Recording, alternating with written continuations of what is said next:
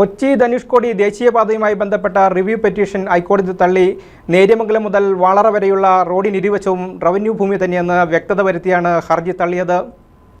കൊച്ചി ധനുഷ്കോടി ദേശീയപാതയിൽ നേര്യമംഗലം മുതൽ വാളറ വരെയുള്ള 14.5 കിലോമീറ്റർ ദൂരത്തിലുള്ള റോഡ് വികസനം വനം വകുപ്പ് നേരത്തെ തടസ്സപ്പെടുത്തിയിരുന്നു.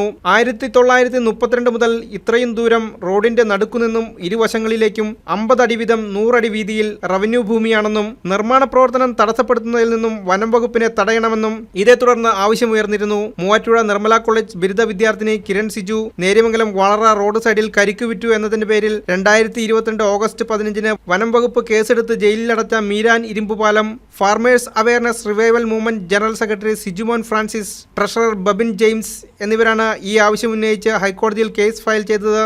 കേസിൽ അനുകൂല വിധി വാങ്ങി നിർമ്മാണ പ്രവർത്തനങ്ങൾ നടന്നുവരവേ വിധിക്കെതിരെ അപ്പീൽ പോകാനുള്ള വനം വകുപ്പ് നീക്കത്തിന് ചീഫ് സെക്രട്ടറി അനുമതി നിഷേധിച്ചിരുന്നു. തുടർന്ന് തൊടുപുഴ സ്വദേശിയും പരിസ്ഥിതി പ്രവർത്തകനുമായ MN ജയചന്ദ്രനാണ് ഹൈക്കോടതിയെ സമീപിച്ച് റിവ്യൂ പെറ്റീഷൻ ഫയൽ ചെയ്തത്.